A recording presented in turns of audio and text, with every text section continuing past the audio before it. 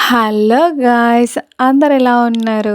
ఈరోజు ఎంతో సింపుల్ అయిన టేస్టీగా ఉండే మటన్ బిర్యానీ చేసుకుందాం. అది ఎలా అంటే ఫస్ట్ మటన్‌ని కొంచెం లావు లావు పీసెస్‌గా కట్ చేపించుకొని రావాలి. దాన్ని కొంచెం ఉప్పు, ఒక నిమ్మకాయ చెక్క ఏసి బాగా కడిగేసి మటన్ ముక్కలనేది పక్కన పెట్టేసేయాలి.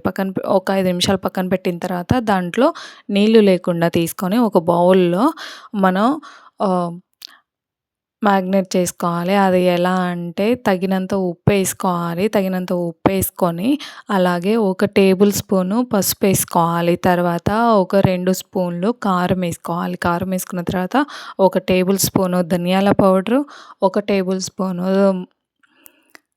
జీలకర్ర పౌడరు, ఇంకొక టేబుల్ స్పూను గరం మసాలా వేసి బాగా కలపాలనమాట. కలిపిన తర్వాత మళ్ళీ ఒక 2 స్పూన్లు అల్లం వెల్లుల్లి పేస్ట్ వేయాలి. అల్లం వెల్లుల్లి పేస్ట్ కూడా వేసి అలాగే ఒక నిమ్మకాయ అనేది రసం పిండేసి అది కూడా బాగా కలపాలి. ఎంత గట్టిగా ముక్కననేది నొక్కుతూ కలపాలి. అప్పుడు అనేది ముక్కకి బాగా మసాలా అంతా బాగా పట్టిద్దనమాట. దాన్ని బాగా కలిపిన తర్వాత ఒక పావు కిలోమైన 200 గ్రామ్స్ అనేది పెరుగు వేసి బాగా కలపాలి. బాగా కలిపిన తర్వాత అలాగే దాన్ని మీకు టైం ఉంటే 2 గంటలు దానికి పక్కన పెట్టేసేయండి కలిపిన దాన్ని.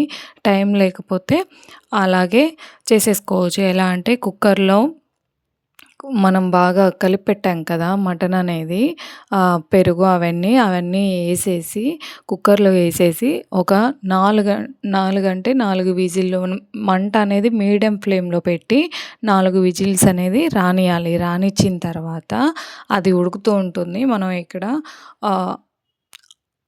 వెల్లుల్లి ఆనియన్ ఉంటుంది కదా! ఆనియన్ అనేది ఫ్రై చేసుకోవాలి. ఆనియన్స్‌ని ఒక 3 ఆనియన్స్ తీసుకున్నాను.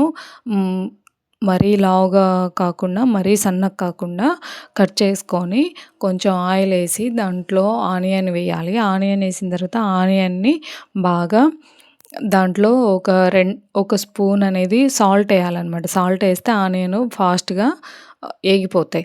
అవి ఏగిన తర్వాత తీసి ఒక గిన్నెలో పెట్టేసి పక్కన పెట్టేసేయాలి. పక్కన పెట్టేసిన తర్వాత అలాగే మనం మటన్ దమ్ బిర్యానీ కదా చేసుకునేది. దమ్‌కి ఈ బియ్యం అనేది ఒక నేను 2 గ్లాసులనేది బియ్యం తీసుకున్నాను. తీసుకున్న తర్వాత దానికి కావాల్సింది ఒక పెద్ద సెరవ్ తీసుకోవాలి. దాంట్లో మనము 2 గ్లాసులు తీసుకున్నాం కాబట్టి 6 గ్లాసులనేది నీళ్లు పోయాలి. నీళ్లు పోసి ఆ నీటిననేది కొంచెం వేడి గానియాలి. దాని తర్వాత దీంట్లో అల్లం, వెల్లుల్లి పేస్ట్, అలాగే బిర్యానీ ఆకు, లవంగాలు, యాలకులు, హోల్ గరం మసాలా ఉంటుంది కదా! అవి అనేది వేయాలి. వేసిన తర్వాత దాంట్లో కొంచెం జీలకర్ర పౌడరు, కొంచెం ధనియాల పౌడరు ఏసేసి అలాగే ఒక స్పూన్ నెయ్యి కూడా ఏయాలి. నెయ్యి ఏసిన తర్వాత కొత్తిమీర, పుదీనా ఆకుంటుంది కదా! అది కూడా కట్ చేసి ఏసుకోవాలి. కట్ చేసి ఏసుకున్న తర్వాత అవి బాగా మరుగుతూ ఉంటాయి కదా! ఆ నీళ్ళు మరుగుతున్నప్పుడు ఒక బౌల్ నుంచి ఇంకొంచెం వాటర్ అనేది కాలే వాటర్ ఉంటాయి కదా! ఎసురుంటాయి కదా! ఆ ఎసురనేది తీసుకోవాలి. నేను కలర్ అయితే ఏం వాడట్లేదు. నా దగ్గర కుంకుమ పువ్వుంది. కుంకుమ పువ్వు ఉందనేసి ఆ వేడి నీళ్ళల్లో నేను కుంకుమ పువ్వేసి పక్కన పెట్టేసాను. పక్కన పెట్టేస్తే అవే కలర్ మారుతాయన్నమాట. చూసారా? మటన్ అనేది ఎంత సాఫ్ట్‌గా ఉడికిపోయింది. నా 80% ఉడికింది మటను. ఉడికిన తర్వాత దాన్ని ఒక బౌల్ ఇక్కడ బియ్యం కూడా ఏసాననమాట. బాస్మతి తీసుకున్నాను. అవి కూడా ఏసేసాను. అవి కూడా 70% ఉడికేంత వరకు నేను ఉంచాను. ఇలా పట్టుకున్నాము అంటే అది మెతుకు అనేది ఇరిగిపోవాలి. ఇరిగేంత వరకు ఉంచి తర్వాత అవి కూడా మటన్‌లో మనము చేయాలనమాట. మార్చేసేయాలి. చూసారా మటన్ ఎలా ఉడికిందో కుక్కర్‌లో.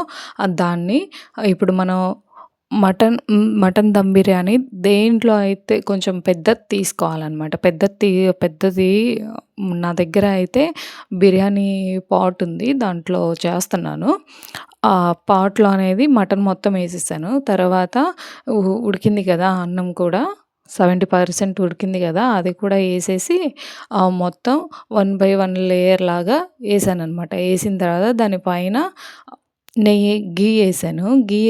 నెయ్యేసాను. నెయ్యేసిన తర్వాత ఆనియను, కొత్తిమీర, అలాగే పుదీనా ఆకు, ఇంకా కొంచెం గరం మసాలా అనేది పైన అలా చల్లాననమాట. గరం మసాలా చల్లాము అంటే దానికి ఒక మంచి స్మెల్లొస్తుంది. ఇంకా ఫస్టే స్మెల్లొస్తది. ఇంకా తర్వాత ఇంకా మంచిగా బావుంటదనమాట. గరం మసాలా పైన చల్లాము అంటే. దాని తర్వాత ఇవి మనం ముందే కుంకుమ పువ్వు కలిపి పెట్టాం కదా!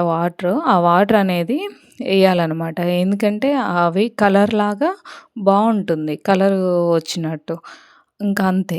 అవి మొత్తం ఏసిన తర్వాత దాన్ని బాగా మూత పెట్టేసేయాలి టైట్‌గా. ఆ మూత అనేది దానికి ఇది బిర్యానీ పాట్ కాబట్టి మూత టైట్‌గా ఉంటుంది.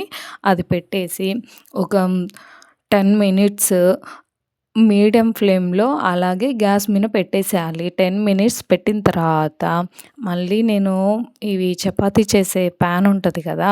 ఆ ప్యాన్‌ను పెట్టి ఆ ప్యాన్ అనేది బాగా వేడెక్కిన తర్వాత దాంట్లో కొంచెం మీడియం ఫ్లేమ్ మీదనే ఇంకొక 10 మినిట్స్ ఉంచాను. 10 మినిట్స్ ఉంచిన తర్వాత అప్పుడేమవుద్దంటే బిర్యానీ అనేది అస్సలు అడుగంటనే అంటదు.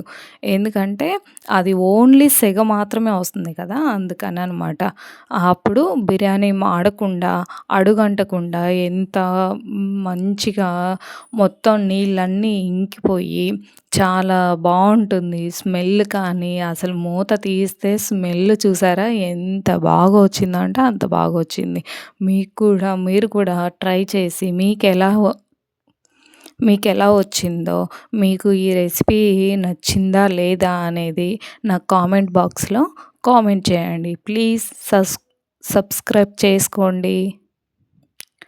కా మీకెలా మీకు నచ్చిందా లేదా అనేది కూడా నాకు కామెంట్ బాక్స్‌లో కామెంట్ చేయండి.